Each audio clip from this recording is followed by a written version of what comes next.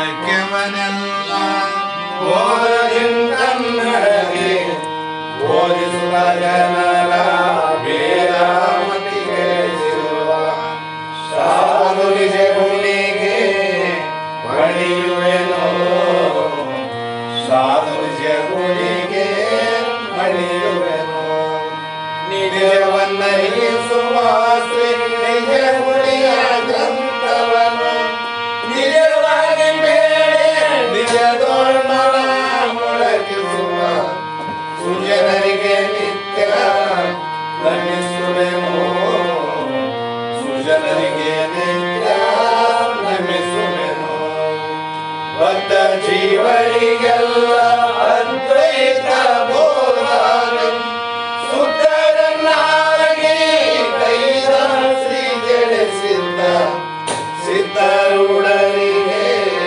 ನತನಪ್ಪೆ ಸಿದ್ಧರೂಢರಿಗೆ ನತನಪ್ಪೆ ಬಾಳ ಬಲವೇ ವೇದಾಂತಕ್ಕೆ ಸರಿ ಬಾಳ ವ್ಯಂಜನೆ ಕೇಳುವ ತನಕ ಬಾಳ ಕೂಗುತ್ತಲಿಪ್ಪವೇ ಶಾಸ್ತ್ರವೆಂಬುವ ನೈಗಳು ಬಾಳ ಶಕ್ತಿಯ ಸುಮ್ಮಗರ್ಜನೆ ಬಾಳ ಕೇಳಿದ ಬಳಿಕ ಕೂಗವು ಬಾಳ ಕೇಳಲು ಬೇಕು ವೇದಾಂತ ಶಾಸ್ತ್ರವನ್ನು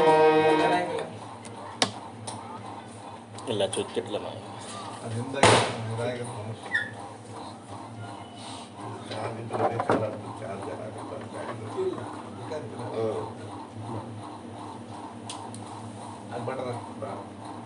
ಬಟನ್ ಹಾಕಲ್ಲ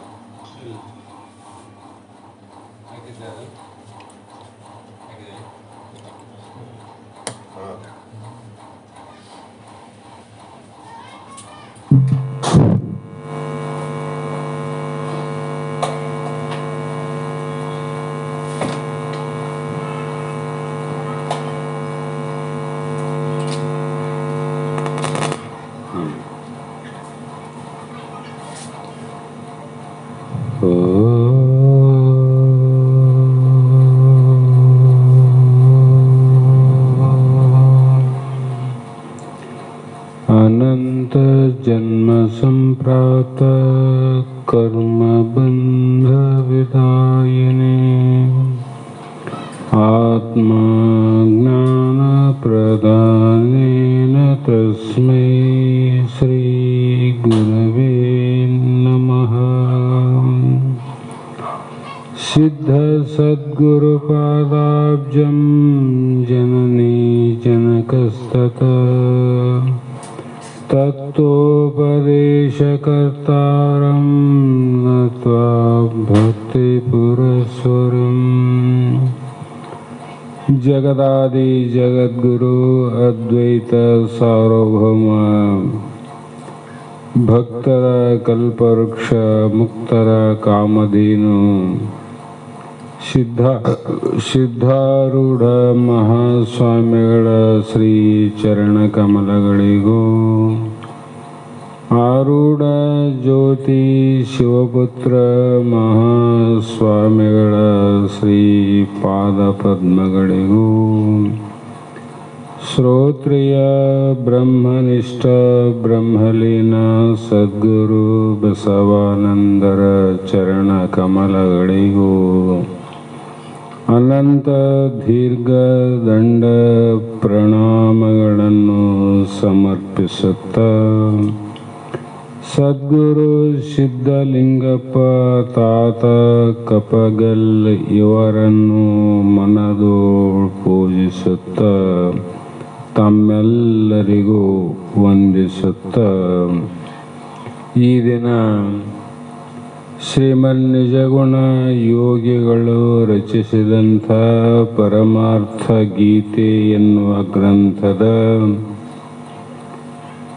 5ನೇ ಗತಿಯ 4ನೆಯ ನುಡಿ ಇಂದಿನ ಆಧಾರದ ವಿಷಯವಾಗಿದ್ದು, ಈ ಪ್ರಕಾರವಾಗಿ ನಿನ್ನೆ ದಿನ ವಿಚಾರ ಮಾಡಿ ನೋಡಿದರೆ ಭೂಮಿಗೆ ಅನೇಕತ್ವವು ಹೇಗೆ ಮಿಥ್ಯೆಯಾಗಿರುವುದು ಹಾಗೆಯೇ ನಿನಗಾದರೂ ಅನೇಕ ತತ್ವಗಳು ಮಿಥ್ಯೆಯಾಗಿವೆ ಎಂದು ಸುಳ್ಳು ಅಂತ.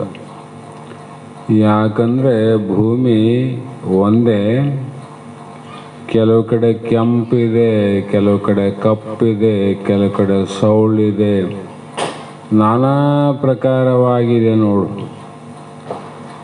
ಆಯಾ ಪ್ರಕಾರದ ಭೂಮಿಯಲ್ಲಿ, ಸೌಳು ಭೂಮಿಯಲ್ಲಿ ನೀರು ಸೌಳು ಇರ್ತವೆ, ಉಪ್ಪು ಅಡರಿದ ಭೂಮಿಯಲ್ಲಿ ನೀರು ಉಪ್ಪಿರ್ತವೆ, ಇನ್ನು ಸಾತ್ವಿಕ ಗುಣದ ಭೂಮಿಯಲ್ಲಿ ಸಿಹಿ ನೀರಾದ ಬರ್ತಾವೆ. ಈ ಸಿಹಿ ಆದದ್ದು, ಉಪ್ಪಾದದ್ದು, ಸೌಳಾದದ್ದು ಒಂದೇ ಮಳೆ ಅಲ್ಲ, ಒಂದೇ ಮಳೆಗೆ ಉಪ್ಪಿಲ್ಲ, ಸೌಳಿಲ್ಲ, ಏನಿಲ್ಲ. ಅದಕ್ಕೆ ಭೂಮಿಯಲ್ಲಿ ಬಿದ್ದಾಗ, ಭೂಮಿಯ ಉಪಾದಿಯಲ್ಲಿ ಸೇರಿದಾಗ ಅದೇ ಮಳೆ ನೀರು ಸೌಳು ಭೂಮಿಯಲ್ಲಿ ಬಿದ್ದಾಗ ಸೌಳು ಆಯ್ತು ನೋಡ್ರಿ. ಆ ನೀರಿಂದಲ್ಲ, ಎದ್ರದ್ದು ಅದು ಭೂಮಿದ ಅಂತ, ಸೌಳು ಭೂಮಿದು.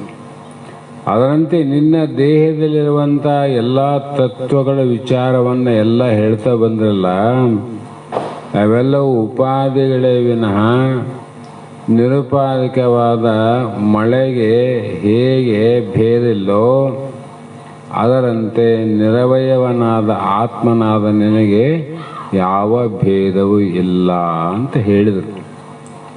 ಮುಂದೆ ಈ ಶರೀರಕ್ಕೆ ಇಷ್ಟೆಲ್ಲ ಆದಮೇಲೆ ಮುಂದೆ ಏನು ಒದಗುತ್ತದ? ಇಂದು ನಾಳೆ ಎನ್ನದೆ ಈಗಲೇ ಪೇಳಲೆ ಮನುಜ, ಮುಂದಿನ ಗಳಿಗೆಗೆ ಏನೇನಾಗುವುದು ಅಂತ ಬರೆದಾರ. ಸತಿಯೇನು ಶಾಶ್ವತವೇ ಅಂತ ಪ್ರಶ್ನೆ ಮಾಡ್ಯಾರ. ಪುತ್ರನೇನು ಆಜ್ಞಾಧಾರಕನೇ? ಇವತ್ತ ಇಲ್ಲ ನಾಳೆ ನೋಡೋಣ, ನಾಳಿಲ್ಲ ನಾಡ್ದು ನೋಡೋಣ, ನಾಡದಲ್ಲ ಇನ್ನೊಂದು ದಿವಸ ನೋಡೋಣ ಅಂತಿದ್ದೆಲ್ಲ. ಇಂದು ಇವತ್ತಿದ್ದ ಶರೀರ ನಾಳೆ ಇರ್ತದಂತ ನಿನಗೇನು ಗ್ಯಾರಂಟಿ ಆದೇನು ಅಂತಾರೆ ಮಹಾತ್ಮ. ಶಾಶ್ವತವೇ ಇಲ್ಲಲ್ಲ, ಮತ್ತು ನಾಳೆಗೆ ನೋಡೋಮಂತೆ ಹಂಗಂತೆ. ನಾಳೆದು ಗೊತ್ತಿಲ್ಲರಿ, ಮನೆಗೆ ಹೋಗಿ ಬೆಳಕರಿದ್ರೆ ಯಾರು ಸುದ್ದಿ ಯಾರಿಗೆ ಮುಟ್ತಾವೋ ಗೊತ್ತಿಲ್ಲ.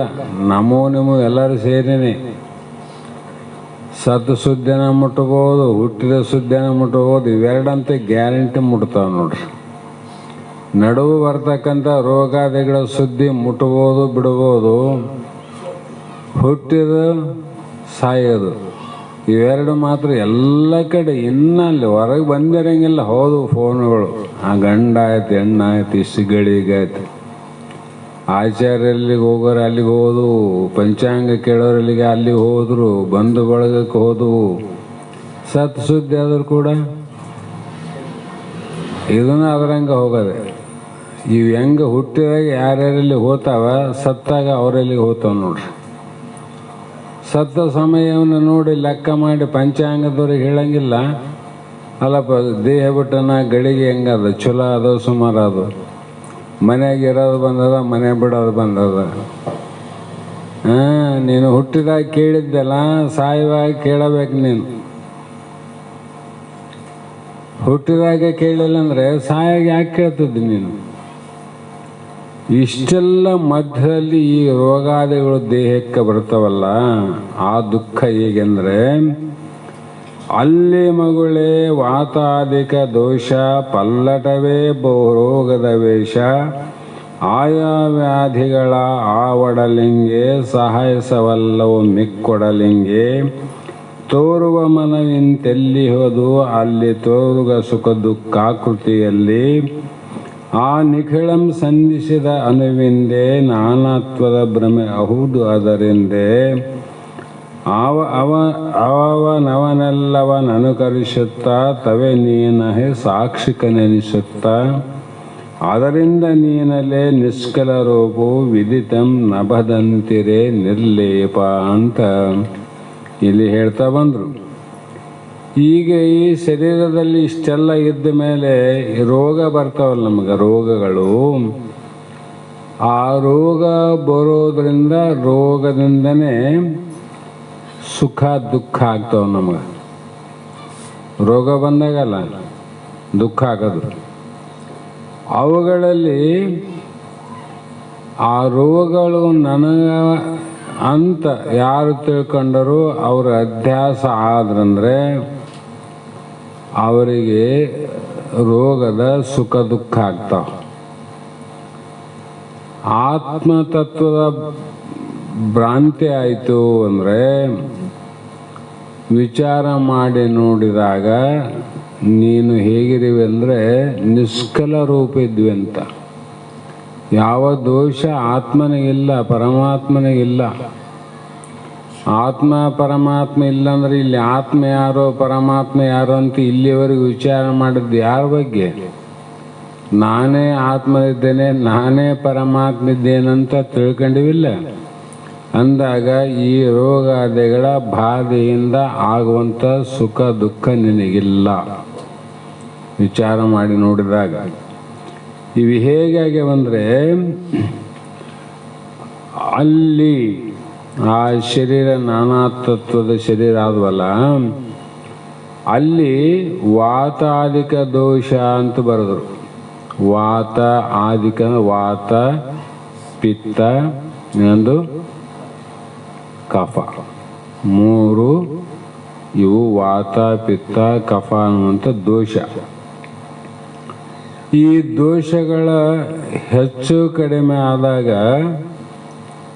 ಈ ದೋಷಗಳೇ ರೋಗದ ವೇಷವನ್ನು ಹಾಕ್ತಾವ. ರೋಗದ ವೇಷ ಯಾರು ಹಾಕ್ಯಾರ? ವಾತ ಪಿತ್ತ ಕಫದ ದೋಷನೇ ಬಹುರೋಗದ ವೇಷ ಅಂದರು. ಇವು ಮೂರು ವಾತ ಪಿತ್ತ ಕಫದಿಂದ 360 ರೋಗ ಬರ್ತಾವಂತ ಬರ್ದಾರ. ಯಾಕಂದ್ರೆ ದೇಹದಲ್ಲಿ ವಾತ ಇರಬೇಕು, ಪಿತ್ತ ಇರಬೇಕು, ಕಫನ ಇರಬೇಕು. ಎಷ್ಟು ಪ್ರಮಾಣದಾಗ ಇರಬೇಕು ಅಷ್ಟಿರಬೇಕು. ಅದಕ್ಕಿಂತ ಒಂದು ಹೆಚ್ಚು ಒಂದು ಕಡಿಮೆ ಆಯ್ತಿಲ್ಲ, ರೋಗ ಬರಲಿಕ್ಕೆ ವೇಷವನ್ನು ಹಾಕ್ತಾವ ನೋಡ್ರಿ. ಹಾಕಿ ಬಹಳ ಒಡಲಿಂಗಿ, ಆಯಾ ಒಡಲಿಂಗಿ ಅಂದರೆ ಆಯಾ ಶರೀರಗಳಿಗೆ ಏನಾಗ್ತವ ಅಂದರೆ ದೇಶ, ಮಾಸ, ಋತು, ಪ್ರಕೃತಿ, ಆಹಾರ, ವಿಹಾರ ಇವುಗಳಿಂದ ದೋಷಗಳು ವಿಕಾರತ್ವವನ್ನು ಹೊಂದ್ತಾವ. ಇಲ್ಲಿ ಸ್ವಲ್ಪ ನೆಗಡಿ ಬಂದಿತ್ರಿ, ಊರಾಗ ಬಂದಿತ್ರಿ, ಇಲ್ಲಿ ಬಂದಮೇಲೆ ಹೆಚ್ಚಾಯ್ತು ಅಂತೀವಿ. ಅರೆ ಊರಾಗಿದ್ದಷ್ಟು ಅಲ್ಲಿ ಹೋದಾಗ ಯಾಕೆ ಹೆಚ್ಚಾಯಿತು? ಅಷ್ಟೇ ಇರ್ಬೇಕಾಗಿತ್ತಲ್ಲ. ಅವು ಹೆಂಗೆ ಹೆಚ್ಚಾಗ್ತವೆ ಅಂದರೆ, ಈ ವಾತ ಪಿತ್ತ ಕಫ ಆಯಾ ದೇಶಗಳಲ್ಲಿ ಬದಲಾವಣೆ ಆಗ್ತಾವೆ. ಇಲ್ಲಿಂದ ಡೆಲ್ಲಿ ಕಡೆ ಹೋದರೆ ಅಲ್ಲಿ ಬದಲಾವಣೆ ಆಗ್ತಾವ, ಡೆಲ್ಲಿಯಿಂದ ಇಲ್ಲಿಗೆ ಬಂದವ್ರಿಗೆ ಬದಲಾವಣೆ ಆಗ್ತಾವ. ಮತ್ತು ಮಾಸ ಅಂದರೆ ಆಯಾ ತಿಂಗಳುಗಳಲ್ಲಿ ಮಳೆಗಾಲದಲ್ಲಿ ಹೆಚ್ಚು ಕಡಿಮೆ ಆಗ್ತಾವ, ಚಳಿಗಾಲದಲ್ಲಿ ಹೆಚ್ಚು ಕಡಿಮೆ ಆಗ್ತಾವ, ಬೇಸಿಗೆ ಕಾಲದಲ್ಲಿ ಹೆಚ್ಚು ಕಡಿಮೆ ಆಗ್ತಾವಿಲ್ಲ. ಇಲ್ಲಪ್ಪ ಚಳಿಗಾಲ ಬಂತು ಈಗ ಸ್ವಲ್ಪ ಕಫ ಹೆಚ್ಚಾಗ್ಯದಂತೀವಲ್ಲ. ಅಂದರೆ ಇವು ದೇಶ ಅಂದರೆ ಆಯಾ ಊರುಗಳಲ್ಲಿ ಇರುವಂಥ ವಾತಾವರಣದಿಂದ ಮತ್ತು ಆಯಾ ತಿಂಗಳಲ್ಲಿ ವಿಕಾರ ಆಗುವಂಥ ಭೂತಗಳಿಂದ ಮತ್ತು ಋತು, ಪ್ರಕೃತಿ, ಆಹಾರ ಆಯಾ ಋತುಗಳಿಗೆ ಅನುಸಾರವಾಗಿ ಅಲ್ಲಿಯ ಪ್ರಕೃತಿ ಏನು, ಪ್ರಕೃತಿ ಬಹಳ ಸಹಾಯ ಕೊಡಬೇಕು. ಪ್ರಕೃತಿ ಅನ್ನುವುದು ಬಹಳ ಮುಖ್ಯ. ಅಲ್ಲಿ ಆಹಾರ ವಿಹಾರ ನಾವು 1991ರಲ್ಲಿ ಪ್ರಥಮ ಸಲ ಡೆಲ್ಲಿಗೆ ಹೋಗಿದ್ದೀವಿ. ಅದಕ್ಕೆ ನಮ್ಮ ತೋಟಿ ಸಾಹೇಬನು ಇದ್ದರು, ಕೋರಣ್ಣವ್ರು ಬ್ಯಾಚಿಗಿದ್ರಲ್ರಿ. 1991ರಲ್ಲಿ ಇಲ್ಲಿಂದ ಹೋದ್ವಿ. ನಾವು ಒಂದು 7 ದೊಡ್ಡ ಕರ್ಟನ್ ಬಾಕ್ಸಲ್ಲಿ ರೊಟ್ಟಿ ಮಾಡಿ, ಎಷ್ಟು ಶೇಂಗಾ ಪುಡಿ, ಒಳ್ಳೆಣ್ಣೆ ಇದೆಲ್ಲ ಹಾಕಿದ್ದೀವಿ ನಾವು. ಅದ್ರಾಗ 7 ಬಾಕ್ಸು. ಅಲ್ಲಿ ಹೋಗಿ ನೋಡ್ತೀವಿ, ಎಲ್ಲಿ ಏನು ಆಹಾರ ವಿಹಾರ ಅಂತ ಬರೋದಲ್ಲ. ಪ್ರವಾಸಕ್ಕೆ ಹೋದಾಗ ಅಲ್ಲಿ ಆಹಾರದ ವ್ಯವಸ್ಥೆಯನ್ನು ನೋಡಿದ್ರೆ ನಮಗೆ ಬಜಾರದಲ್ಲಿ ವಾಸನೆ ಬಂದರೆ ವಾಂತಿ ಆಗ್ತಿತ್ತು. ಕಾರಣ ಏನಂದರೆ ಅಲ್ಲಿ ಊಟ ಮಾಡೋದು ಸಾಸಿವೆ ಎಣ್ಣೆ. ಈಗ ಬಹಳ ಬದಲಾವಣೆ ಆಗ್ಯಾವ. ಸಾಸಿವೆ ಎಣ್ಣೆನೇ ಬರೀ. ಅಲ್ಲಿ ನಾವು ನೋಡಿ ಎಷ್ಟೋ ಜನ ವಾಂತಿನೂ ಮಾಡ್ಕೊಂಡಾರ. ನಾವು ಒಂದು ಸಲ ಅದನ್ನು ಅವ್ರು ಮಾಡುವ ಅಡಿಗೆ ಅವರ ಸಿಸ್ಟಮ್ ನೋಡಿದ್ರೆ ಯಾವಾಗ ತಿಂದೇವಂತ ಅನ್ನಿಸ್ತದೆ. ಪಲ್ಯ ಅಲ್ಲಿ 50 ಪೈಸಾ 1 ರೂಪಾಯಿ ಇತ್ತು ಒಂದು ಪರೋಟಕ್ಕೆ. 11-12 ರೂಪಾಯಿ ಬಾಜಿಗಿತ್ತಲ್ಲಿ. ಅಲ್ಲಿ ಪರೋಟಕ್ಕೆ 1 ರೂಪಾಯಿ, ಅದರೊಳಗೆ ಬಾಜಿ ತೊಗೊತೀವಲ್ಲ ಅದು 12 ರೂಪಾಯಿ ಪ್ಲೇಟು. ವ್ಯತ್ಯಾಸ. ನಮ್ಮಲ್ಲಿ ರೊಟ್ಟಿ ತಗೊಂಡ್ರೆ ಪಲ್ಯ ಹಂಗೆ ಕೊಡ್ತಾರೆ, ಹೌದಿಲ್ಲ? ರೊಟ್ಟಿ ತೊಗೊಂಡ್ರೆ ಪಲ್ಯ ಕೊಡ್ತಾರಲ್ಲ ಖಾನಾವಳಿಯಾಗ. ಅಲ್ಲಿ ಹಂಗಿಲ್ಲ, ಪಲ್ಯ ತಗೊಂಡ್ರೆ ರೊಟ್ಟಿ ಕೊಡ್ತಾರೆ, ವಿರುದ್ಧ.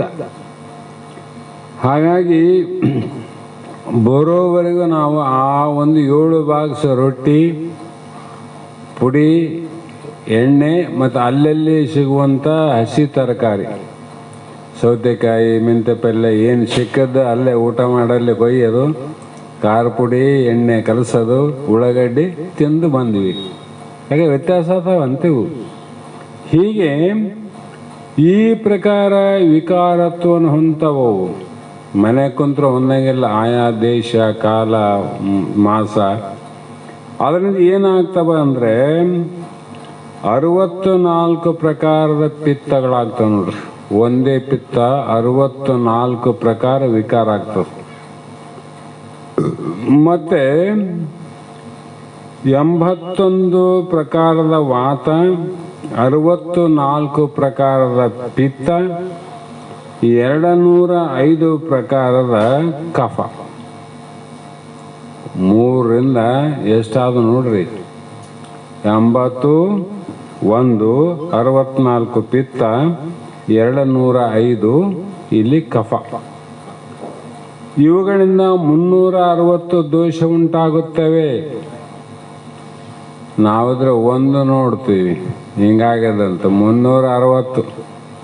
ಅದಕ್ಕೆ ಮೊದಲಿನ ವೈದ್ಯರು ಈ 3 ನಾಡಿಯನ್ನು ಹಿಡಿದು ನೋಡಿದರೆ 360 ರೋಗವನ್ನು ಕಂಡುಹಿಡ್ತಿದ್ರಂತ. ಅವರು ಯಾವ ವೈದ್ಯ ಶಾಣೆ ಅನ್ಬೇಕು?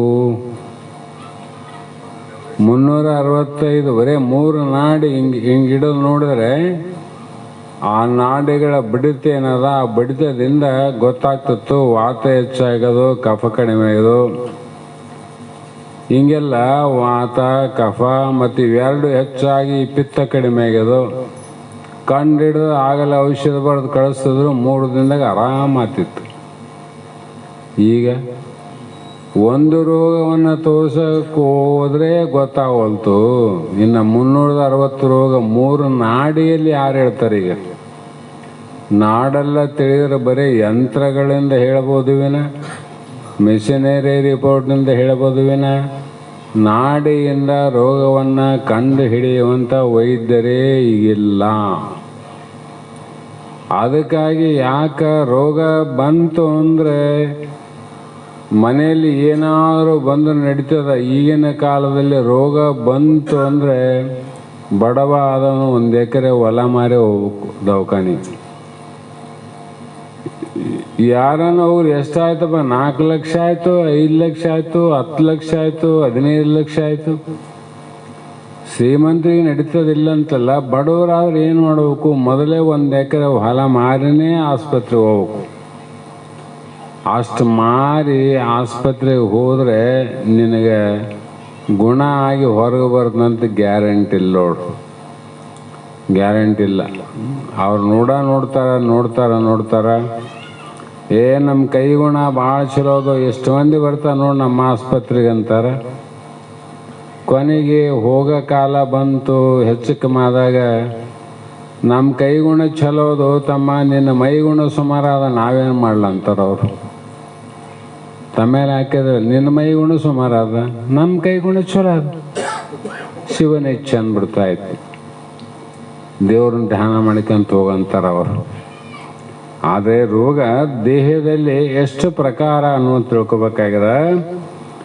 ಈ ದೋಷಗಳಿಂದ, ಈ 360 ದೋಷಗಳಿಂದ 4648 ಮುಖ್ಯ ರೋಗಗಳಾವಂತ ಬರ್ದಾರ. ಎಷ್ಟು? 4648 360 ರೋಗದಿಂದ. ಇವು ಮುಖ್ಯವಾದ ರೋಗ ಅಂದರು. ಅಮುಖ್ಯವಾದ ರೋಗ ಬೇರೆ. ಹೊಟ್ಟೆ ಇದಂಗೆ ಆಗ್ತದ, ಒಂದು ಕ್ಷಣದಲ್ಲಿ ಕಡಿಮೆ ಆಗ್ತದೆ, ತಲೆಯಿಂದ ಇದಂಗೆ ಆಗ್ತದ, ಕಡಿಮೆ ಆಗ್ತದೆ. ಇವು ಮುಖ್ಯ ರೋಗ ಅಲ್ಲ, ಸಾಮಾನ್ಯ ರೋಗ. ಹೀಗೆ ಇವುಗಳಲ್ಲಿ ಮತ್ತೆ 2 ಪ್ರಕಾರ ರೋಗ ಅಂದರು. ಎಲ್ಲಿ? ಇವುಗಳಲ್ಲಿ ಆ ಅಖಿಳಂ ಸಂಧಿಸಿದ ಅನುವೆಂದೇ ನಾನಾತ್ವದ ಭ್ರಮೆ ಹೌದು ಅದರೆಂದೇ ಅವನವನೆಲ್ಲವನ ಅನುಕರಿಸುತ್ತಾ ತವೆ ನೀನು ಹೇ ಸಾಕ್ಷಿಕ ನೆನೆಸುತ್ತಾ. ಅವು ಹೇಗಪ್ಪ? ಭಾಳ ಸಲ ಕೇಳಿವಿ, ಭಾಳ ಸಲ ಹೇಳಿವಿ. ಇವುಗಳಲ್ಲಿ 2 ಭಾಗವನ್ನು ಮಾಡಬೇಕು. ರೋಗಗಳಲ್ಲಿ 2 ಭಾಗ. ಒಂದು ಧಾತುಜ, ಇನ್ನೊಂದು ಕರ್ಮಜ.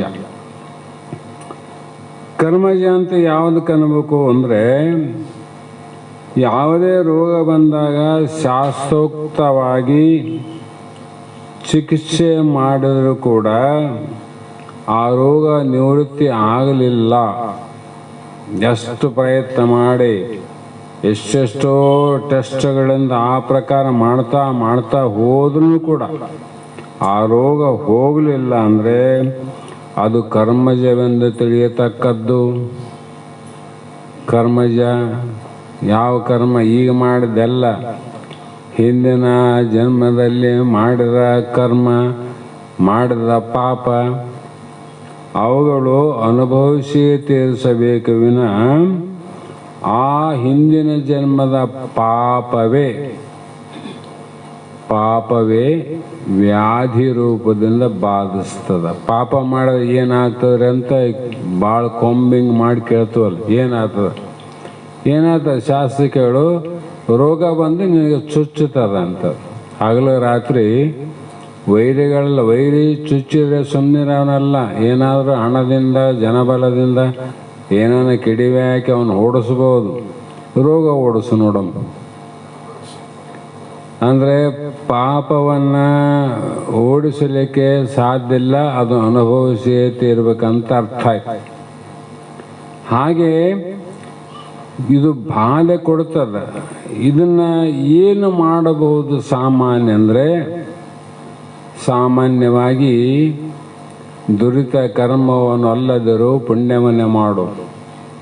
ಪಾಪ ಹೋಗ್ಬೇಕಾದ್ರೆ ಪುಣ್ಯ ಮಾಡು.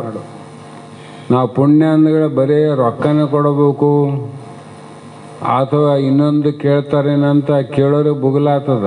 ನಾವು ಹಣದ ವಿಷಯ, ಯಾವ ಪುಣ್ಯದಲ್ಲಿ ರೊಕ್ಕ ರೂಪಾಯಿ ಯಾವ ವಿಷಯ ಇದುವರೆಗೆ ಮಾತಾಡಂಗಿಲ್ಲ ಎಂದ ಹೇಳಿವಿ ನಾವು. ಪುಣ್ಯ ಕಾರ್ಯ ಮಾಡಂದ್ರು ಅವರು. ಪಾಪ ಅಂದ್ರೆ ನಿನಗೆ ಗೊತ್ತಾಗ್ತದ ಜಲ್ದಿ, ಮತ್ತು ಪುಣ್ಯ ಅಂದ್ರೆ ತಿಳಿಯಂಗಿಲ್ಲ ನಿನಗೆ, ಮತ್ತೆ ಬಿಡಿಸಿಡ್ಬೇಕಾ? ಪಾಪ ಅಂದ್ರೆ ಗೊತ್ತಾಗ್ತದಲ್ಲ, ಪುಣ್ಯ ಅಂದ್ರೆ ಮತ್ತೆ ಗೊತ್ತನ ಆಗಿರ್ತದ. ಅದು ಮಾಡೋದು ಬಿಡೋದು ಅವ್ರ ಬಾರಿಗೆ ಬಿಟ್ಟದ್ದು. ಆದರೆ ಶಾಸ್ತ್ರಗಳು ಹೇಳ್ತಾವ, ಇದನ್ನ ನೀನು ಈ ಬಾಧೆಯನ್ನು, ಪಾಪದ ಬಾಧೆ ಕೊಡಕತ್ತಿದಲ್ಲ, ಆವಾಗ ಇದನ್ನ ಈಶ್ವರನ ಪೂಜೆಯಲ್ಲಾಗಲಿ ಪರಮಾತ್ಮನನ್ನು ಪೂಜಿಸು, ಪರಮಾತ್ಮನ ಕುರಿತು ಧ್ಯಾನವನ್ನು ಮಾಡು, ಪರಮಾತ್ಮನ ಜಪವನ್ನು ಮಾಡು, ಮತ್ತು ಇನ್ನು ಉಳಿದ ಅನಂತ ಪುಣ್ಯ ಕಾರ್ಯಗಳನ್ನು ಹೇಳರಿಲ್ಲ. ಆ ಪುಣ್ಯ ಕರ್ಮಗಳಿಂದ ಈ ಪಾಪದ ನಿವೃತ್ತಿಯ, ರೋಗದ ಬಾಧೆಯನ್ನು ನಿವೃತ್ತಿ ಮಾಡಿಕೊಳ್ಳಕ್ಕೆ ಬರ್ತದೆ ನೋಡ್ರಿ. ಅದು ಹಿಂಗೆ ಮಾಡಕ್ಕೆ ಬರ್ತದ. ನಾವು ಈ ದಾರಿ ಹಿಡಿದೀವಿ. ರೋಗ ಬಂದರೆ ದೇವ್ರ ಗುಡಿಗೆ ಹೋಗೋ ದಾರಿ ಅದ, ನಾವು ದವಾಖಾನೆ ದಾರಿ ಅಂತ ಕಂಡೀವಿ. ನಾವು ಹೋಗ್ಬಾರ್ದಂತ ಅರ್ಥ ಅಲ್ಲ, ಹೋಗ್ಬೇಕು. ಹೀಗೆ ಇದಕ್ಕೇನೆಂದ್ರು ಕರ್ಮಜ ಬಾಧೆ. ಮತ್ತು ಯಾವುದು ನಾವು ಸಾಮಾನ್ಯ ಚಿಕಿತ್ಸೆಯಿಂದ ನಿವೃತ್ತಿಯನ್ನು ಮಾಡಿಕೊಳ್ಳಲಿಕ್ಕೆ ಸಾಧ್ಯವಾಗುತ್ತದೆಯೋ ಅದಕ್ಕೆ ಧಾತುಜ ರೋಗ ಅಂತ ತಿಳಿಬೇಕು ನಾವು. ಧಾತುಜ ರೋಗ ಅದು ವೈದ್ಯರ ಸಲಹೆ ಮೇರೆಗೆ ಅವರ ಔಷಧ ಉಪಚಾರದಿಂದ ಅದು ನಿವೃತ್ತಿ ಆಗ್ತದೆ. ಯಾಕಂದರೆ ಪಾಪದ್ದಲ್ಲ ಇದು ಶರೀರದ ಧಾತುಗಳಿಂದ ಹೆಚ್ಚು ಕಮ್ಮಿ ಆದದ್ದು. ಅದಕ್ಕಾಗಿ ಇದು ಹೋಗಿಬಿಡ್ತದೆ. ಅಂದ್ರೆ ಏನು, ಧಾತುಜ ರೋಗ ಬಾಧೆಗಿಂತ ಕರ್ಮಜ ರೋಗದ ಬಾಧೆ ಬಹಳ ದುಃಖ ಕೊಡ್ತದೆ, ಬಹಳ ದುಃಖ. ಹೀಗೆ ಆ ವಿಶೇಷ ಲಕ್ಷಣದಿಂದ ರೋಗಗಳಾದರೂ ಆಯಾ ಶರೀರಗಳಿಗೆ ಅನುಸರಿಸಿ ಭಿನ್ನಗಳಾಗಿರುತ್ತವೆ. ಆಯಾ ಶರೀರಕ್ಕೆ ಅನುಸರಿಸಿಕೊಂಡು ಆಯಾ ಶರೀರಕ್ಕೆ ಬರುವ ರೋಗಗಳು ಭಿನ್ನ ಬೇರೆ ಬೇರೆ ಬೇರೆ ಬೇರೆ ಬೇರೆ. ಇಲಿಯಾವ, ಯಜ್ಞಾವ, ಹುಲಿಯಾದ, ಕರಡ್ಯಾದ ಎಲ್ಲ ಆವಲ್ಲ ಜೀವರಾಶಿಗಳು. ಅವಕ್ಕೇನು ರೋಗ ಬರಂಗಿಲ್ಲ ಅಂತ ಅರ್ಥ ಅಲ್ಲ. ಆಯಾ ಶರೀರಕ್ಕೆ ಆಯಾ ರೋಗಗಳು ಬೇರೆ ಭಿನ್ನ ಇರ್ತಾವೆ ರೋಗವು. ಹಾಗಾಗಿ ದನಗಳಿಗೆ ಬಂದಂಥ ರೋಗ ಮನುಷ್ಯನಿಗಿಲ್ಲ, ಮನುಷ್ಯನಿಗೆ ಬರುವಂಥ ರೋಗ ದನಗಳಿಗಿಲ್ಲ. ದನಗಳಿಗೆ ಬರುವಂಥ ರೋಗಗಳು ಆಕಾಶದಲ್ಲಿ ಹಾರಾಡುವಂಥ ಹಕ್ಕಿ ಪಕ್ಷಿಗಳಿಗೂ ಇಲ್ಲ, ಇರ್ತಾವ, ಬೇರೆ ಬೇರೆ ಇರ್ತಾವ. ಹಾಗಾಗಿ ಆ ಎಲ್ಲ ಹೆಚ್ಚಿನ ರೋಗ ಬರೋದು ಯಾವುದಕ್ಕಂದ್ರೆ ಮನುಷ್ಯನಿಗೆ ಅಂತ. ಹೆಂಗೆ ಹೇಳ್ತಾರೆ ಅಂದರೆ, ಆ ಎಲ್ಲ ಗೋವುಗಳಾಗಲಿ, ಹಸುಗಳಾಗಲಿ, ಇಲಿ ಆಗಲಿ, ಹುಲಿ ಆಗಲಿ, ಯಾವಾದರೂ ಒಂದು ಜೀವಿ ಆದರೂ ಕೂಡ ಹಾಸ್ಪಿಟ್ಲಿಗೆ ಹೋಗ್ಯವ ನಾವು, ರೋಗ ಬಂದದ, ದುಃಖ ಅಂತ. ಅವಕ್ಕೆ ದವಾಖಾನೆನೇ ಇಲ್ಲ.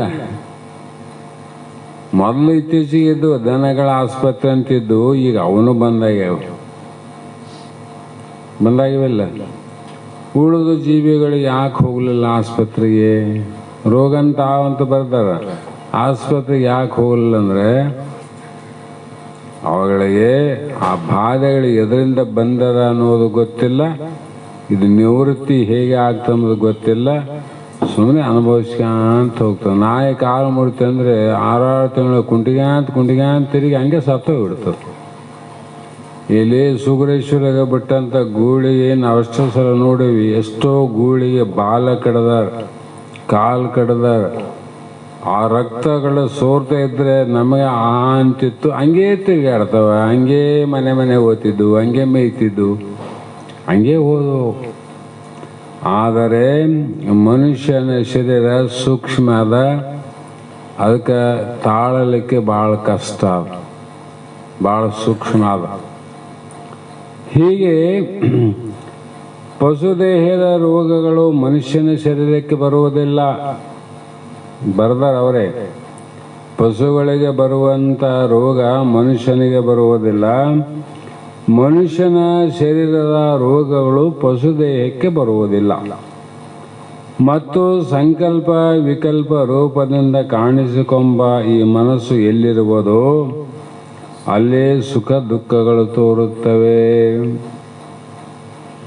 ಎಲ್ಲಿ ಮನಸ್ಸು ಸಂಕಲ್ಪ ವಿಕಲ್ಪ ನೋಡ್ರಿ,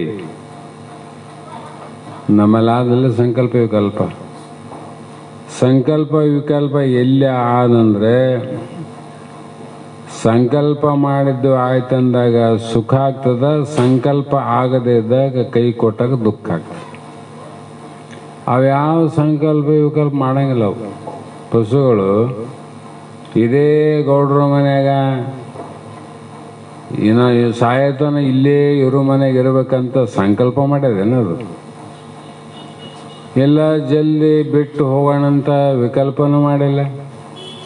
ಯಾಕದು ಸಂಕಲ್ಪನಿಲ್ಲ, ಅದಕ್ಕೆ ವಿಕಲ್ಪನಿಲ್ಲ. ಕಾರಣ ಏನಂದರೆ ತತ್ವಗಳ ಕೊರತೆ ಅವ.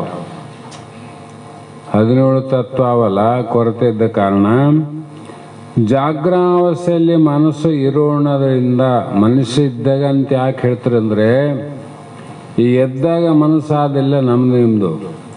ಈಗ ಸುಖ ದುಃಖಗಳು ತೋರಕತ್ತಾವ. ಈಗ ನಮಗೆ ಶಾಸ್ತ್ರ ಕೇಳಕತ್ತದ, ಆ ಸುಖ ದುಃಖ ತೋರಕತ್ತಾವ. ಮನೆಯಲ್ಲಿ ಹೋದ ತಕ್ಷಣ ಏನು ಮಾಡಬೇಕು, ಏನು ಮಾಡೋದು ಬಿಟ್ಟು ಬಂದೀನಿ ಅನ್ನೋದು ಸಣ್ಣ ಹೋಗ್ತದಿಲ್ಲ, ವೃತ್ತಿ ಹೋಗ್ತಿರ್ತದ. ಸುಸುಪ್ತಿಯಲ್ಲಿ ಮನಸ್ಸಿಲ್ಲ, ನಿದ್ರೆಯಲ್ಲಿ ಮನಸ್ಸಿಲ್ಲಲ್ಲ. ಮನಸ್ಸಿಲ್ಲ ಅಂದರೆ ಮನಸ್ಸು ನಾಶ ಆಗದಂತ ಅರ್ಥ ಅಲ್ಲ. ಮನಸ್ಸು ಏನಾಗ್ಯದ, ಅವಿದ್ಯೆಯಲ್ಲಿ ಅಡಿಗದ. ಅಡಿಗದಂತ ಹೇಳಬೇಕು. ಇವನ್ನ ಅಡಿಗದಂದ್ರೆ ಅಣಿಕೊಂಡದಂತ. ಕಳ್ಳ ಬಂದ ಜಾಗ್ರಾವಸ್ಥೆಯಲ್ಲಿ ಎದ್ದಿದ್ರು, ಇನ್ನೂ ನಿದ್ದೆ ಬಂದಿದ್ದಿಲ್ಲ. ಕಳ್ತನ ಮಾಡಬೇಕು ಅನ್ನೋಷ್ಟರಲ್ಲಿ ಮನೆಯವ್ರಿಗೆ ಎಚ್ಚರ ಆಯ್ತು ನೋಡ್ರಿ. ಎಚ್ಚರಾಗಿ ಏನು ಸಫಲ ಆಗ್ತದಂತ ಲೈಟ್ ಹಾಕೆಲ್ಲ ನೋಡಿದ್ರಾಗ ಅವ್ನಿಗೆ ಗೊತ್ತಾಯ್ತು ಮನೆಗೆ ಎದ್ದಾರಂತೇಳಿ. ಓಡಂಗನೂ ಇಲ್ಲಲ್ಲ, ಬೆಳಕಿನ ಗೊತ್ತಾಗುತ್ತಂತ ಅಲ್ಲೇ ಗಾಡೆ ನಳ್ಳಿತ್ತು, ನಳ್ಳಿಗೆ ಹಿಂಗೆ ಅಡಿಕೊಂಬಿಟ್ಟು ನೋಡ್ರಿ. ಅಡಿಕೊಂಡು ಆಮೇಲೆ ಮತ್ತೆ ಎಲ್ಲರ ಮಕ್ಕಳ ಮೇಲೆ ಮತ್ತೆ ಹೊರಗೆ ಬಂದು ನೋಡು. ಮತ್ತು ಅವನಿಗೆ ನಷ್ಟ ಆಗೇನಂತೇನ, ಅವನಿಗೆ ನಾಶ ಆಗಿಲ್ಲ. ಅವನು ಅಡಿಗಿದ್ದ ಮತ್ತೆ ಒಂದು ಹೊರಗೆ. ಅದಕ್ಕೆ ನಿದ್ರಾವಸ್ಥೆಯಲ್ಲಿ ಮನಸ್ಸು ಅಡಗಿರ್ತದೆ, ಅವಿದ್ಯೆ ಎಂಬ ಗೋಡೆಯಲ್ಲಿ ಅಡಗಿರ್ತದೆ. ಜಾಗ್ರಾವಸ್ಥೆಯಲ್ಲಿ ಹೊರಗೆ ಬರ್ತದೆ. ಮತ್ತು ತಾನೇನು ಮಾಡ್ಬೇಕಂತ ಗುರಿ ಇಟ್ಟಕೊಂಡು ಬಂದಾನೆ ಕಳ್ಳ, ಆ ಗುರಿಯನ್ನು ಸಾಧಿಸಿ ಹೋಗಿಬಿಡ್ತಾನೆ ನೋಡ್ರಿ. ಅದಕ್ಕೆಲ್ಲ ಬಂದದ್ದ ಅವನು. ಇಲ್ಲಾಂದ್ರೆ ಏನು ಕೆಲಸ, ಮಂದಿ ಮನೆ ಒಂದು ಬಂದಿದ್ರಕ್ಕ ಯಾಕೆ ಬರ್ತಾನೆ, ಆದಾಯ ಅಂತ. ಹೀಗೆ ಮನಸ್ಸು ಇಲ್ಲದ್ದರಿಂದ ಮನುಷ್ಯನ ಇಷ್ಟ ಅನಿಷ್ಟ ವೃತ್ತಿಗಳೇ ಸುಖ ದುಃಖಗಳಾಗಿರುತ್ತೆಂಬ ತಾತ್ಪರ್ಯವು.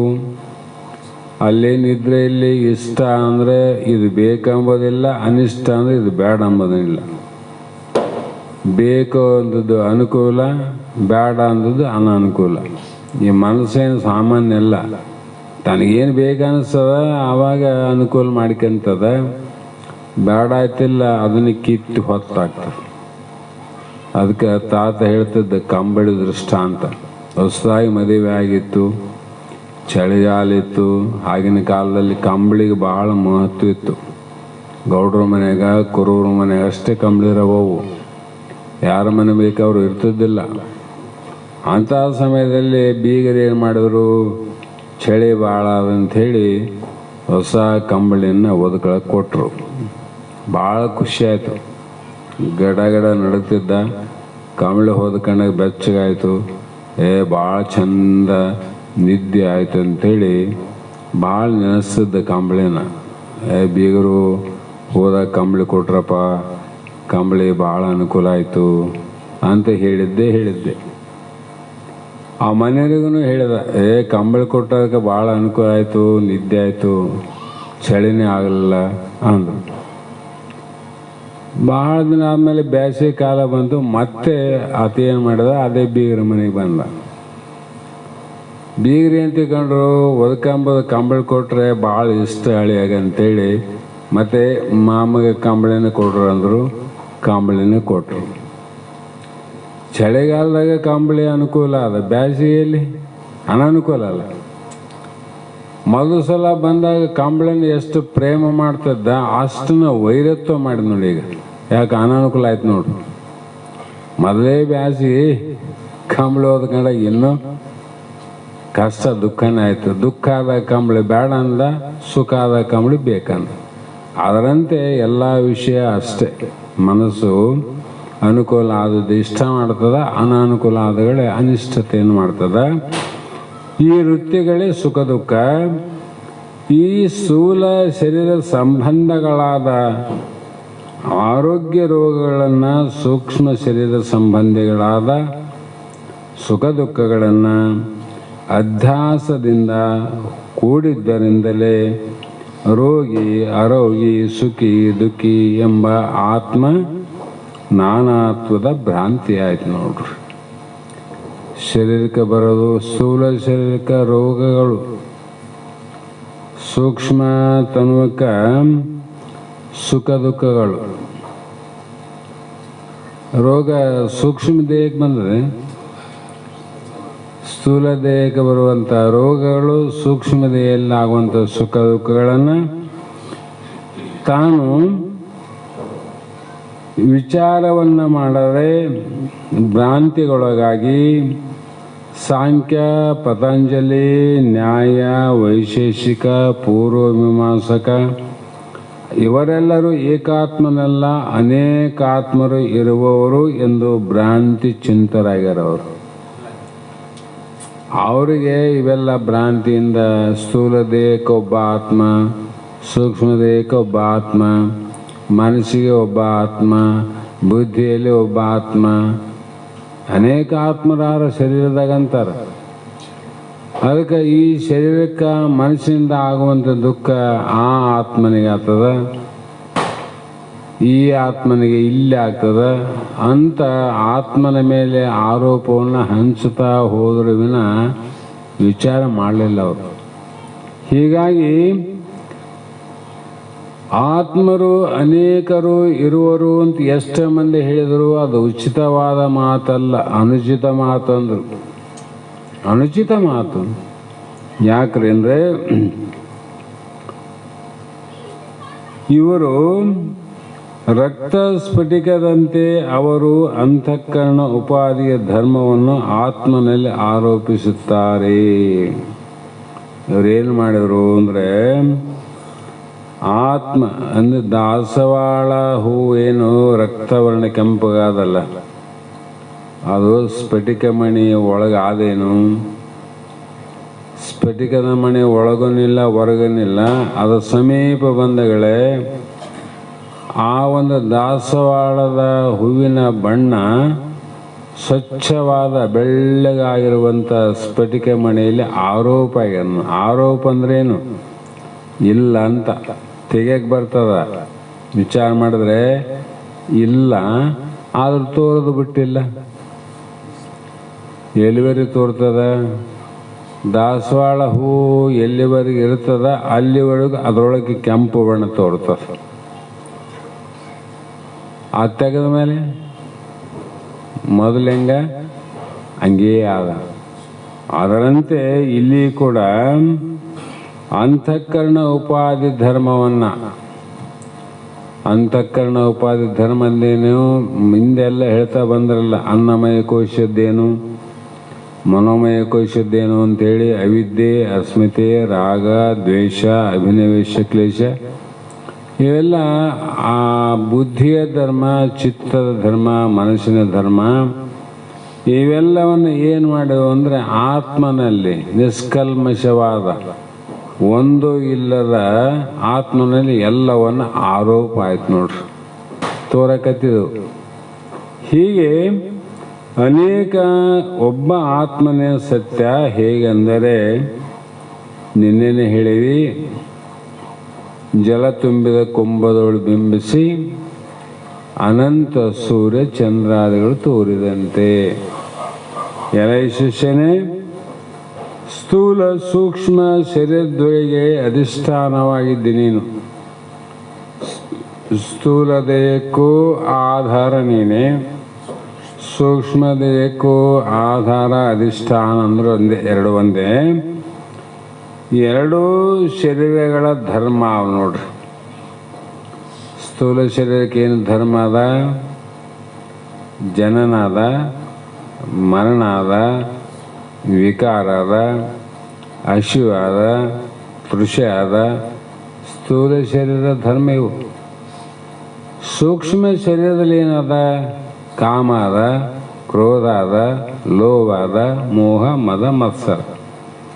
ಈ ಎರಡು ಅಧ್ಯಾಸ ಮೂಲಕ ಹೊಂದಿದ್ದರೂ ಕೇವಲ ಸಾಕ್ಷಿ ಚಿನ್ಮಾತ್ರ ಸ್ವರೂಪನೇ ನೀನಿರುವೆ ನೋಡು. ಎಷ್ಟೆಲ್ಲ ಇದ್ರು ಕೇವಲ ಚಿನ್ಮಾತ್ರ ಸ್ವರೂಪನೇ ನೀನಿದ್ದಿ. 1000 ಮಂದಿ ಸಂಕ್ರಮಣದಲ್ಲಿ ಸ್ನಾನ ಮಾಡ್ತಂದ್ರೆ 1000 ನದಿ ಅವನಲ್ಲಿ. ಒಂದೇ ಹೊಳೆಯಲ್ಲಿ 1000 ಮಂದಿ ಒಂದೇ ಸಲ ಸ್ನಾನ ಮಾಡ್ತಾರೆ. ನದಿ ಸಾವಿರ ಅವೇನು? ಒಂದೇ ನದಿಯಲ್ಲಿ ಅನೇಕರು ಸ್ನಾನ ಮಾಡಿ ಹೊರಗೆ ಬಂದ್ರಿಲ್ಲ, ಏನು ಒಳಗೋದ್ರೆ ಮುಗಿದ ಕತೆ. ಸ್ನಾನ ಮಾಡೋದು ಹೊರಗೆ ಬರ್ಬೇಕಷ್ಟೆ, ಅಲ್ಲಿ ಭಾಳ ಹೊತ್ತು ನಿಲ್ಲಂಗಿಲ್ಲ. ಇದರಂತೆ ಆ ದೋಷಗಳಲ್ಲಿ ನೋಡಬೇಕು, ನೀವು ಹೊರಗಿರ್ಬೇಕು. ಆದ್ರೆ ಒಳಗೆ ಹೋದೆ ಅಂದ್ರೆ ನೀವು ಮುಳಿಗೆ ಹೋಗ್ತಿದ್ ನೋಡು, ನೀನೇ ಮುಳಿಗೆ ಸತ್ತು ಹೋಗ್ತಿಲ್ಲ. ದೋಷದ ಒಳಗಿನಿಂದ ಹೊರಗೆ ಬರಬೇಕು. ಆ ದೋಷಗಳ ಕೂಡಿದಂದ್ರೆ ನೀನು ಮತ್ತೆ ಮರಳಿಬಾರದು ಎಂದೆಂದಿಗೂ. ನೀವು ಹೋದ್ರೆ ಮತ್ತೆ ಬರ್ತದ್ದೇನು? ಬರ್ತದ್ದಿ. ಹೆಂಗೆ ಬರ್ತದ್ದೆ ಅಂದ್ರೆ ಈ ದಾರಿಗೆ ಬರಂಗಿಲ್ಲ, ನಿನ್ನ ದಾರಿ ಬೇರೆ. ಪಾಪ ಅನುಗುಣದಿಂದ ಗಿಡ ಮರ ಕ್ರಿಮಿಯಾಗಿ ಅಲ್ಲಿ ಅವನು ನಮ್ಮ ಜನ್ಮಗಳು ನಿರ್ಣಯ ಆಗ್ಯಾವ. ಹಾಗೇ ಮತ್ತೆ ಪ್ರಾಣ, ಶ್ರದ್ಧಾ, ಸೂಕ್ಷ್ಮಾಕಾಶ, ವಾಯು, ಜ್ಯೋತಿ, ಅಪ್ಪು, ಪೃಥ್ವಿ, 10 ಇಂದ್ರಿಯ, ಮನ, ಅನ್ನ, ವೀರ್ಯ, ತಪ, ಮಂತ್ರ, ಕರ್ಮ, ಲೋಕ. ಈ ಲೋಕಗಳ ವಿಷಯ ಇವೇ 16 ಕಲೆಗಳು. 16 ಕಲೆ ಅಂತಾರಲ್ಲ, ಇವು ನೋಡಿ ಶಾಸ್ತ್ರದ ಕಲೆಗಳಿವು. ಇವುಗಳಿಂದ ನೀನು ರಹಿತನಾಗಿದ್ದಿ. ಇವ್ಯಾವ ಕಲೆಗಳು ನಿನಗಿಲ್ಲ, ರಹಿತನಾಗಿದ್ದಿ. ನೀನು ನಿಷ್ಕಲ ರೂಪ ನಿರುತ್ತಿ. ಮತ್ತು ಆಕಾಶವು ಮೇಘ ಮಂಡಲಗಳಿಂದ ಮುಚ್ಚಲ್ಪಟ್ಟರೂ ಹೇಗೆ ನಿರ್ಮಲವಾಗಿರುವುದು? ನಕ್ಷತ್ರಗಳು ಏಸಾವ, ಆದರೂ ಕೂಡ ಆಕಾಶ ನಿರ್ಮಲ ಆದಲ್ಲ, ಸ್ವಚ್ಛ ಇಲ್ಲ. ಅದನ್ನೇ ಯಾಕ ಕೆಲವು ಸಲ ನೀವು ಎಲ್ಲರೂ ನೋಡಿ ಮುಂದನೂ ನೋಡ್ತಾರೆ, ಆಕಾಶದಲ್ಲಿ ಕಾಮನ ಬಿಲ್ಲಂತ ಮೂಡ್ತದೆ. 7 ವರ್ಣ ಅಂತ, ಸಪ್ತವರ್ಣ, 7 ಬಣ್ಣದಿಂದ ಆಕಾಶದಲ್ಲಿ ಮೂಡುವಂಥ ಕಾಮನ ಬಿಲ್ಲನ್ನು ನೋಡುವಾಗ ರೋಮಾಂಚನ ಆಗ್ತದೆ. ಅಲ್ಲಿ ಅಷ್ಟು ಬಣ್ಣದಿಂದ ಸರಿಯಾಗಿ ಭಾರತ ದೇಶದ ಧ್ವಜವನ್ನು ಕೂಡ ನಿರ್ಮಾಣ ಮಾಡೋಕೆ ಅಷ್ಟು ಸರಿ ಬರಂಗಿಲ್ಲ. ಸ್ವಲ್ಪ ಹೆಚ್ಚಾಗಿರ್ತದೆ, ಬಿಳಿದನ್ನು ಹೆಚ್ಚಾಗಿರ್ತದೆ, ಏನೋ ಹೆಚ್ಚು ಕಮ್ಮಿ ಆಗ್ತದೆ. 7 ವರ್ಣದಿಂದ ಕಾಮನ ಬಿಲ್ಲು ಆಕಾಶ ಮೂಡ್ತದಿಲ್ಲ. ಅದು ಬಣ್ಣ 7 ಕಾಣ್ತಾವಿಲ್ಲ. ಆ 7 ಬಣ್ಣದ ಕಾಮನ ಬಿಲ್ಲು ಎಲ್ಲಿ ಮುಡಿದ? ಆಕಾಶದ ಮುಡಿದಲ್ಲ. ಬಟ್ಟಿಗೆ ಗಾಡಿಗೆ ಏನ ಬಣ್ಣ ಬಡದ್ರೆ ಮೂಡ್ತದಿಲ್ಲ, ಅಕ್ಷರ ಬರೆದು ಮೂಡ್ಯಾವಿಲ್ಲೀಗ. ಆಕಾಶಕ್ಕೆ ಕಾಮನ ಬಿಲ್ಲು ಬರೆದಲ್ಲ, ಮೂಡ್ಯಾವನ ಅದಕ್ಕೆ. ಅದು ಹೇಗೆ ನಿರ್ಮಲವಾಗಿರೋದು, ಸ್ವಚ್ಛ. ಅದರಂತೆ 16 ಕಲೆಗಳಿಂದ ನೀನು ಕೂಡಿದ್ದರೂ ಕೂಡ ಈ ಕಲೆಗಳಿಂದ ನೀನು ನಿರ್ಮಲವಾಗಿರುವಿ, ಸ್ವಚ್ಛನಾಗಿರುವಿ. ಆದ್ದರಿಂದ ನೀನು ಸ್ಥೂಲ ಸೂಕ್ಷ್ಮ ಶರೀರಗಳಿಂದ ಯುಕ್ತನಾದರೂ ನೀನು ನಿರ್ಲೇಪನಾಗಿರುವಿ. ಯಾವ ಲೇಪನ ಅಂದ್ರೇನು? ಬಣ್ಣಗಳ ಸಂಘ ಆಕಾಶಕ್ಕಿಲ್ಲ. ಬಣ್ಣಗಳ ಸಂಘ ಅದೇನು ಆಕಾಶಕ್ಕೆ? ಅದಂತೆ ಸ್ಥೂಲ ದೇಹದ ಧರ್ಮದ ಸಂಘಗಳು, ಸೂಕ್ಷ್ಮ ದೇಹದ ಕಾಮಾದಿಗಳ ಸಂಘದ ದೋಷಗಳು ಯಾವುವು ನಿನಗಿಲ್ಲ. ಯಾಕಿಲ್ಲ? ಆತ್ಮ ನೀನಿದ್ದಿ, ಅದಕ್ಕೆ ನಿನಗಿಲ್ಲ. ಹೀಗೆ ಒಂದು ಅವಿದ್ಯೆಯೇ ಅನಂತ ರೀತಿ ಅಂತಃಕರಣ ಚತುಷ್ಟಯ ರೂಪವನ್ನು ತಾಳಿ ಮತ್ತೆ ಪುನಃ ನಾದ, ಬಿಂದು, ಕಲೆ ಈ ರೂಪವನ್ನು ಮತ್ತೆ ಹೊಂತದೆ, ಬದಲಾವಣೆ ಆಗ್ತಾ ಆಗ್ತಾ ಆಗ್ತಾ ಹೋಗ್ತದೆ.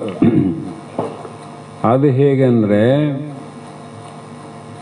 ಆದಿಯೇ ಮನ ಮಡಲಂಬಳಸಂದು ಭೇದ ವಿಷಯದೊಳು ವ್ಯವಹರಿಪದಂದು ಮನವೆನಿಪದು ಸಂಶಯವಾದಂದು ಎನಿಪದು ಮತಿ ನಿಶ್ಚಯವಾದಂದು ಅಹಮನಿಸುವುದು ಅದು ಅಭಿಮಾನಿಸುವುದೆಂದು ಸಹಜಂ ಚಿತ್ತವ ಅವಧರಿಪದಂದು ಅರಿದರ್ಥವನ್ನು ಅನುಸರಿಸಲು ಬೇಕೆಂದು ಮೆರವ ಇಚ್ಛೆಯೊಳ ಪ್ರಕೃತಿಯ ಬಿಂದು ವಿರಳತೆಯ ಕಾಲದೊಳು ಉದಿಸಿದ್ದ ಪರನಾದವೇ ಸೂಕ್ಷ್ಮತೆ ಒಡೆದಿದ್ದ ಅದು ತಾನೊಡಲೊಳು ವಾಗ್ಮೀಯವಾಗಿ ಉದಿಸಿರ್ಪದು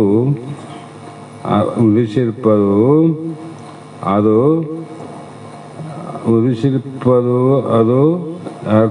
ಅರ್ಥಾನ್ವಯವಾಗಿ ಅಂದರು. ಅಂದ್ರೇನು? ಅರ್ಥ ಅನ್ವಯವಾಗಿ ಅಂದ್ರೆ ಅರ್ಥದಿಂದ ಕೂಡ್ಯದಂದ, ಅನರ್ಥದಿಂದ ಕೂಡಿವಲ್ಲ ಇವು, ಅರ್ಥದಿಂದ ಕೂಡ್ಯವ. ಅದಕ್ಕೆ ಎಲ್ಲ ನಮಗೆ ಅನುಭವಕ್ಕೆ ಬರ್ತವೆ. ಅರ್ಥದಿಂದ ಕೂಡ್ಯವ, ಅನುಭವಕ್ಕೆ ಬಂದಿಲ್ಲ. ಶರೀರ ಸ್ಥೂಲ ಸೂಕ್ಷ್ಮ ಕಾರಣ ಅವಿದ್ಯೆ ಸ್ಮೃತಿ ರಾಗ ದ್ವೇಷ ಏನು ಎಲ್ಲವೂ ಈಗ ನಮಗೆ ಅನುಭವಕ್ಕೆ ಬಂದವಂದ್ರೆ ಒಂದು ಅರ್ಥ ಅದಂತ ಆಯಿತು. ಹಾಗೆ ಆದಿ ಅಂದ್ರೇನು? ಅವಿದ್ಯೆ ಅಂತ ಅರ್ಥ. ಆ ಅವಿದ್ಯೆಯೇ ದೇಹದೊಡನೆ ಕೂಡಿದಾಗ, ಅವಿದ್ಯೆ ದೇಹದಲ್ಲಿ ಪ್ರವೇಶ ಆದಾಗ ಭೇದ ವಿಷಯಗಳು ವ್ಯವಹರಿಪದು. ಭೇದ ಏನು ಅಂದರೆ ಘಟ ಅಂದರೆ ಕೊಡ, ಪಟ ಅಂದರೆ ಬಟ್ಟೆ. ಬಟ್ಟೆ ಕೊಡ ಅಲ್ಲ, ಕೊಡ ಬಟ್ಟೆ ಅಲ್ಲ.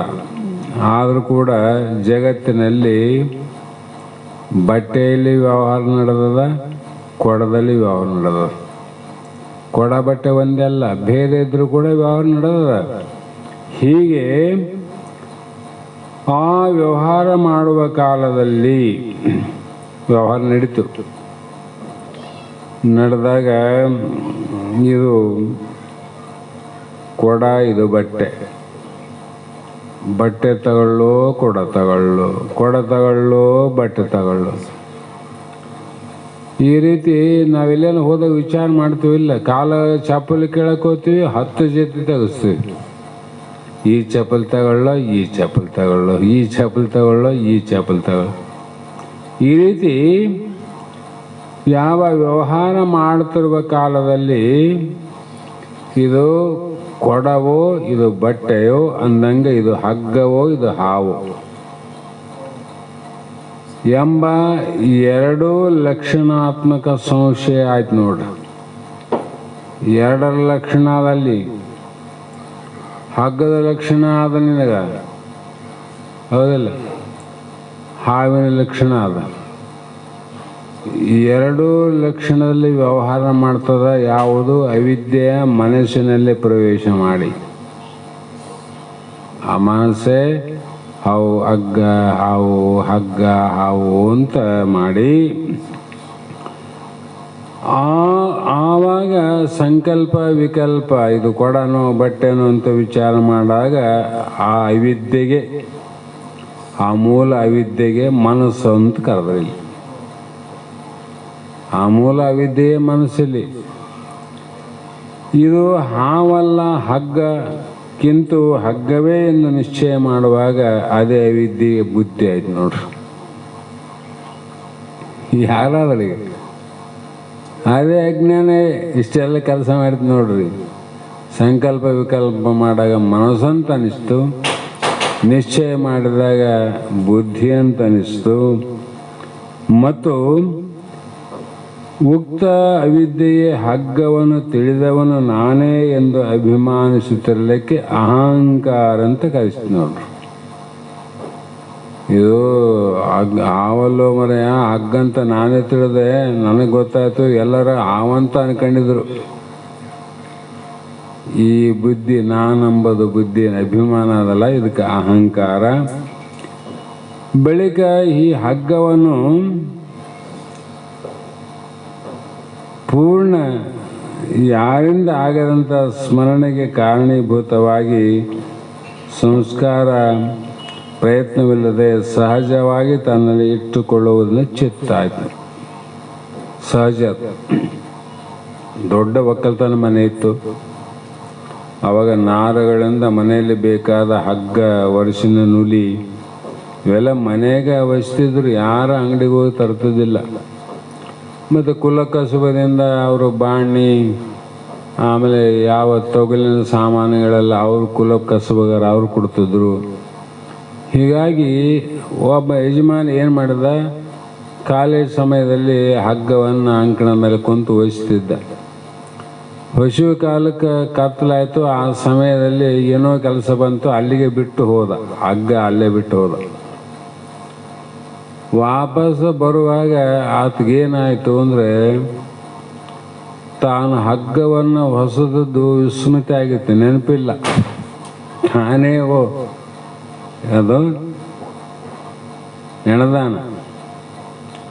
ಆಮೇಲೆ ಗೊತ್ತಾಯ್ತು, ಎಲ್ಲಿ ಇವನೈತಿ, ನಾನು ಆಗೋಗಿದೆ ಅಂತ ಮಾಡಿದ್ನಲ್ಲಪ್ಪ, ಆವಲ್ಲ, ನಾನು ಹೊಸದಂತ ಹಗ್ಗವೇ ಇಲ್ಲಿ ಬಿದ್ದುದಂತ ಚಿತ್ತದಲ್ಲಿ ಸ್ಮೃತಿ ಆಯ್ತಿಲ್ಲ. ಅದೇ ವಿದ್ಯೆ ಇಲ್ಲಿ ಚಿತ್ತು ಅಂತ ಆಯ್ತು ನೋಡ್ರಿ. ಅದೇ ವಿದ್ಯೆನೇ. ಹಾಗಾಗಿ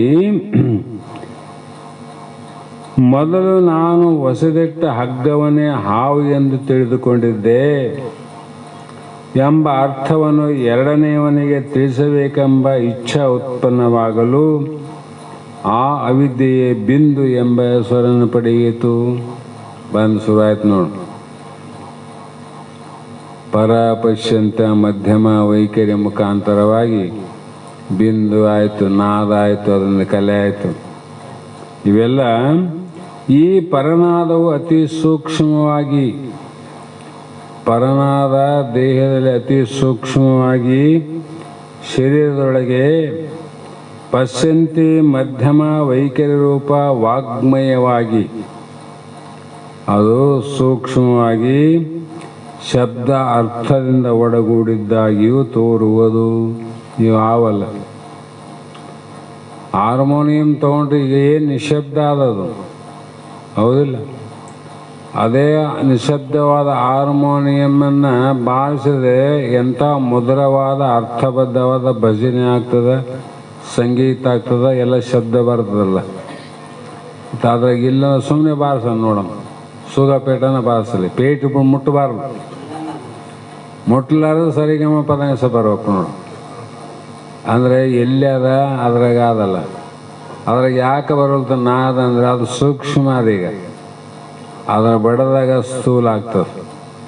ಇನ್ನೊಂದು ಉದಾಹರಣೆ ವಿಚಾರ ಮಾಡ್ಬೋದು. ನೀವೆಲ್ಲ ನೋಡ್ರಿ, ನೀವು ನೋಡಿದ್ರೆ, ನಾನು ನಮ್ಗಿಂತ ಹೆಚ್ಚಿಗೆ ನೋಡ್ರಿ, ನಾನು ನೆನಪು ಬಂದದ್ದು ಹೇಳ್ತೀನಿ ಅಷ್ಟೆ. ಹಾವು ಎಲ್ಲೇನೋ ಓದ್ತಿರ್ತದೆ, ನಾಗರಾವು. ಅದು ಎಡೆ ಎತ್ತಲಾರ್ದ ಮೂಗು ಉದ್ದಕ್ಕೆ ಮಾಡಿ ಹಿಂಗೆ ಓದ್ತಿರ್ತದೆ. ಸ್ವಲ್ಪ ಹಳ್ಳಿಗೆಳ್ಳ ಏನೋ ಸಪ್ಪಳ ಮಾಡಿದ್ರೆ ಟಸ್ ಅಂತದ್ದು. ಸೂಕ್ಷ್ಮವಾಗಿದ್ದ ಹೆಡೆ ಸ್ಥೂಲ ಆಯ್ತು ನೋಡ್ರಿ ಈಗ, ಹೌದಿಲ್ಲ? ಅದಂಗೆ ಸೂಕ್ಷ್ಮವಾಗಿರ್ತಕ್ಕಂಥ ಈ ನಾದ ಬಿಂದು ಅನ್ನೋದು ಮುಂದೆ ವಾಗ್ಮಯವಾಗಿ, ಅಂದರೆ ಪರಪಶ್ಯಂತಿ ಮಧ್ಯಮ ವೈಖರಿ ರೂಪವಾಗಿ ಶಬ್ದ ಅರ್ಥದಿಂದ ಒಡಗೂಡಿ ಇಲ್ಲಿ ತೋರ್ತದಂತ. ನಮ್ಗೆ ತೋರ್ತದ, ನಿಮಗೂ ತೋರ್ತದ. ಹಾಗಾಗಿ ಎಲೆ ಶಿಷ್ಯನೇ, ಈ ಮನಬುದ್ಧಿ ಚಿತ್ತ ಅಹಂಕಾರ ಬಿಂದು ಪರನಾದಗಳೆಲ್ಲ ನಿನ್ನ ಆಶ್ರಿತವಾದ ಅವಿದ್ಯೆಯಿಂದಲೇ ಕಲ್ಪಿಸಲ್ಪಟ್ಟಿದೆ. ನಿನ್ನ ಅಜ್ಞಾನದಿಂದ ಹುಟ್ಟಿದುವೆಲ್ಲ ಕಲ್ಪನೆಯಲ್ಲಿ. ಯಾಕಂದರೆ ನೀನು ಇವುಗಳ ಭಾವ ಅಭಾವಗಳನ್ನು ನೀನೇ ತಿಳಿತಿದ್ದು. ಹಾರ್ಮೋನಿಯಮ್ಮು ತಿಳಿಯಂಗಿಲ್ಲ, ಸುಗಪ ತಿಳಿತಾನೆ. ಯಾವ ಮನೆಯನ್ನು ಕರಿನಾಲಿಗೆ ಬಿಳಿನಾಲಿಗೆ ಎಲ್ಲಿ ಹೊಡೆದ್ರೆ ಯಾವ ಶಬ್ದ ಬರ್ತಂತ ಅದಕ್ಕೆ ಗೊತ್ತು. ಅಂದ್ರೆ ನಿನಗೆ ಗೊತ್ತದಿಲ್ಲ, ಅದೇನು ದೊಡ್ಡದ, ನೀನೇ ದೊಡ್ಡವನೇ ಅಂತ. ಹಾಗೆ ಸಚ್ಚಿದಾನಂದ ನಿರ್ವಿಕಾರ ಸ್ವಯಂ ಪ್ರಕಾಶ ರೂಪ ನಿವೃತ್ತಿ ಎಂಬ ತಾತ್ಪರ್ಯ. ಇವು ಪ್ರಕಾಶ ರೂಪ. ಕೆಲವರು ನಾದ ಬಿಂದು ಕಲೆ ಅನ್ನೋದಕ್ಕೆ ಬೇರೆ ಬೇರೆ ಅರ್ಥವನ್ನು ಮಾಡ್ತಾರೆ. ಒಂದು ಸಮಯದಲ್ಲಿ, ಒಂದು ಕಾಲದಲ್ಲಿ ಆಗಿನ ಸಿದ್ಧಾರೂಢರ ಸಮ್ಮುಖದಲ್ಲಿ ಇಬ್ಬರು ಮೊದಲೇ ತರ್ಕ ಮಾಡ್ತಾರೆ. ಅವರು 4 ಮಂದಿ ಕೂಡಿದಾಗ ದೊಡ್ಡದಾಗ್ತಾವ. 4 ಮಂದಿ ವಿಚಾರ ಮಾಡಿ, ನಾದ ಅಂದ್ರೇನು, ಹೆಂಗಲ್ಲ, ಬಿಂದು ಅಂದ್ರೇನು, ತಾವು ವಿಚಾರ ಮಾಡಿದ್ರು. ಕೊನೆಗೆ ಗೊತ್ತಿದ್ದೆ ನಮ್ಗೆ ಗೊತ್ತಾಗಲ್ಲ ಅಂದರೆ ಸಿದ್ಧಾರೂಢ ಅಲ್ಲ ಅವರಲ್ಲಿ ಹೋಗಿ ಕೇಳಮ್ಮಂದ್ರು. ಆಯ್ತು ಅಂತೇಳಿ ಅದ್ರ ಒಬ್ಬನ ಎಕ್ಕ ಮಾಡ್ತಾರೆ. 3 ಮಂದಿ ಹಿಂದಕ್ಕೆ ಬಿಡ್ತಾರೆ. ಒಬ್ಬನ ಎಕ್ಕ ಮಾಡಿ ನೀನು ಕೇಳಪ್ಪ ದೊಡ್ಡವರಲ್ಲಿ ನಮಗೆ ಹಾಗಾದ್ರೆ ಶಾಣಿದ್ದೀನಿ ಅಂದ್ಬಿಡ್ತಾರೆ ಅವ್ರು. ಯಾಕೆ ಬೈದ್ರೆ ಅವನಿಗೆ ಬೈರಿ, ಶಾಪ ಕೊಟ್ರೆ ಅವನಿಗೆ ಕೊಡಲಿ, ನಮಗೇನಾಗಿರಬಾರ್ದು. ಮುಂದೆ ಮಾಡೋ ಮಂದಿ ಭಾಳ ಇರ್ತದೆ. ಆವಾಗ ಹೋಗಿ ಸಿದ್ಧಾರೂಢರಿಗೆ ನಮಸ್ಕಾರ ಮಾಡಿ, ಅಪ್ಪ ತಮ್ಮಲ್ಲೊಂದು ಪ್ರಶ್ನೆ ಅದ. ಏನು ಪ್ರಶ್ನೆಪ್ಪ? ಇಲ್ಲಪ್ಪ ಯಪ್ಪ, ನಾವು 3-4 ದಿನ ಆಯಿತು, 3-4 ಜನ ಕೂಡಿ ನಾದ ಅಂದ್ರೆ ಏನು, ಬಿಂದು ಅಂದ್ರೆ ಏನು, ಕಲೆ ಅಂದ್ರೆ ಏನಂತ ಅರ್ಥನೇ ಆಗೋಲ್ತು, ನಮಗೆ ಅನುಭವಕ್ಕೆ ಬರೋಲ್ತು.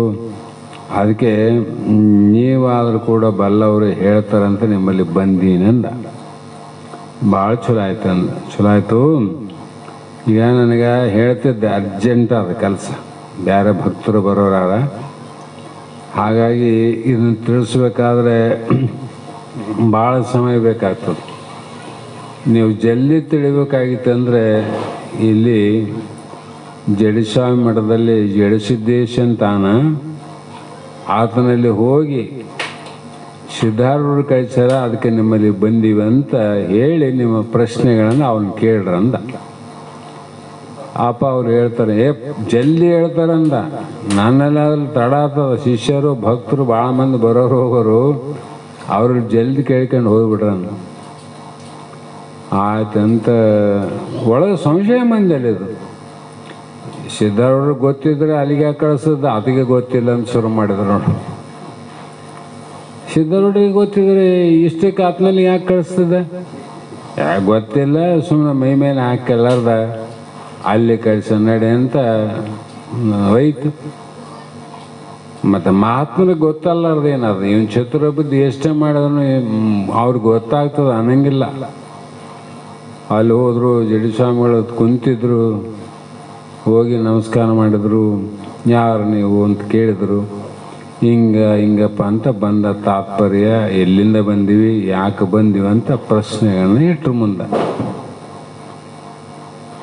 ನಿಧಾನ ತಿಳ್ಕೊಬೇಕಂದ. ಯಪ್ಪ ಆದಷ್ಟು ಬೇಗ ನಮಗೆ ತಿಳಿಸಿಬಿಟ್ರೆ ಅದೇನು ದೊಡ್ಡ ಮಾತದ ನಿಮ್ಮಂಥವ್ರಿಗೆ ಅಂದ. ಬಲ್ಲವ್ರಿಗೆ ಏನು ದೊಡ್ಡದ, 3 ಮಾತು. ಆಯಿತು, ಸೊಬ್ಬ ಆಯ್ತು ತಂದ. ನಿಂತ ಬೇಸು ಗಟ್ಟಿನಿಂದ ಗಟ್ಟಿಗೆ ನಿಂತ. ಮಾರಾಯನ್ ತೋಳು ಇಲ್ಲಿ ಯಾರು ನೋಡ್ಬೇಕು, ಎಷ್ಟು ಉದ್ದಾರ ಅವ್ರ ಮಂದಿ. ಇಲ್ಲಿ ಫೋಟೋಗಾರ ಆ ಉದ್ದನ್ ತೋಳ್ತಾನೆ ಜಾಡಿಸಿ ಕಪಾಳ ಛಟ್ ಅಂತ ಹೊಡ್ಬಿಟ್ರು ನೋಡ್ರಿ. ಹೊಡೆದಾಗ ಅವನಿಗೊಂದು ನಮ ಆಯ್ತೀನಿ ಕೈ ಹಿಡ್ಕೊಂಡು. ಆ ಸ್ವಲ್ಪತ್ತಾದ್ಮೇಲೆ, ಏನ್ರಿ ಅಪ್ಪ ನಾನು ಎದಕ್ಕೆ ಬಂದೀನಿ, ನೀವು ಏನು ಹೇಳ್ಬೇಕಾಯ್ತು, ಏನು ಹೇಳಿದ್ರಿ, ಏನು ಮಾಡಿದ್ರಿ ನಮ್ಗಂದ. ನೀನಾದಂತ ಏನಂತ ಕೇಳಿದಲ್ಲ, ನಾ ಹೊಡೆದಾಗ ಶಬ್ದ ಬಂತಿಲ್ಲ ಅಂತ ಕೇಳಿದ್ರು. ಇದೇ ನೋಡಿ ನಾದಂದ್ರು. ಬಿಂದು ಅಂದ್ರೆ ಏನಂದ್ರೆ ಹೊಡೆದ ಜಾಗದಾಗ ಬಾವು ಬಂದಿತ್ತು. ಅದು ಬರ್ತದಲ್ಲ ಕಲೆ, ಬಾರೆ ಮೂಡಿದ್ದು ನೋಡು. ಆ ಬಾರೆ ನೀಡಿದ್ದೇನೆಂದ್ರು ಇದು ಬಿಂದು. ಮುಖ ಬದಲಾವಣೆ ಆಗ್ಯದಲ್ಲ, ಮುಖ ಕಳೆ ಮೊದಲು ಹೆಂಗಿತ್ತು, ಆ ಬದಲಾವಣೆ ಗಂಟಾಗ್ಯದ ನೋಡು. ಇದೇ ನೋಡು ಕಲೆ ಅಂದರು.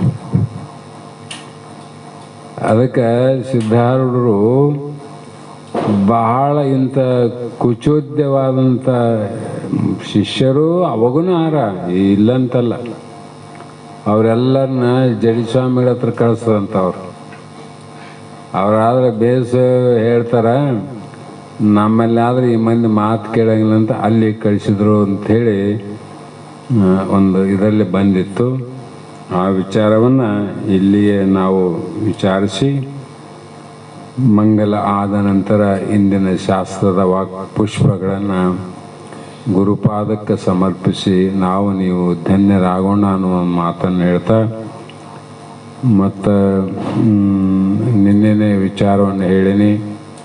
ನೀವೆಲ್ಲರೂ ಒಂದು ಲೀಸ್ಟನ್ನು ಮಾಡಿಕೊಂಡು ಇದ್ರೆ ಭಾಳ ಚೆನ್ನಾಗಿ ಅಂತ ನನ್ನ ಭಾವನೆ. ಮಂಗಲವನ್ನು ಪ್ರಾರಂಭ ಮಾಡಿರಿ. ರುಚಿ ಸ್ಮರಿಸುತ್ತ ಬೆಳಗಿರಿವರ ಗುರು ರಾಜನಿಗೆ ಧರಣಿಯ ಜನರ ತಾಪವ ಹರಿಸಿದ ಗುರು ಶಿವ ಪುತ್ರನಿಗೆ ನಿತ್ಯ ನಿರಂಜನ ನಿರುಪಮನಾದ ಅದ್ವೈತಾಚಾರ್ಯನಿಗೆ ಸದ್ವಸ್ತ್ವಂ ಸಾವಿತ್ತಿಲೆ ತಿಳುಪಿದ ಸತ್ಯಾನಂದನಿಗೆ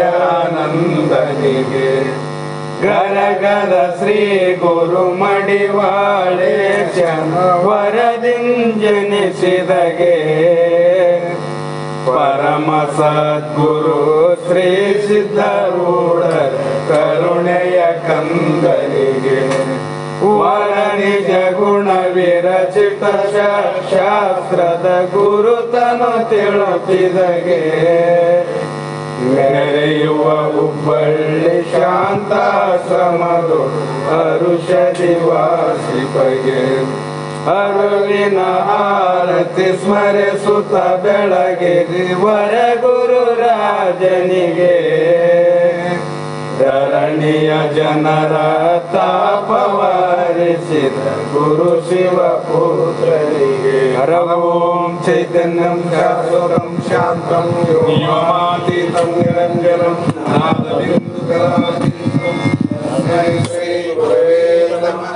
ಶ್ರೀಮದ್ ಜಗದ್ಗುರು ಸಿದ್ಧಾರೂಢ ಸ್ವಾಮಿ ಮಹಾರಾಜ್ ಕಿ ಜೈ.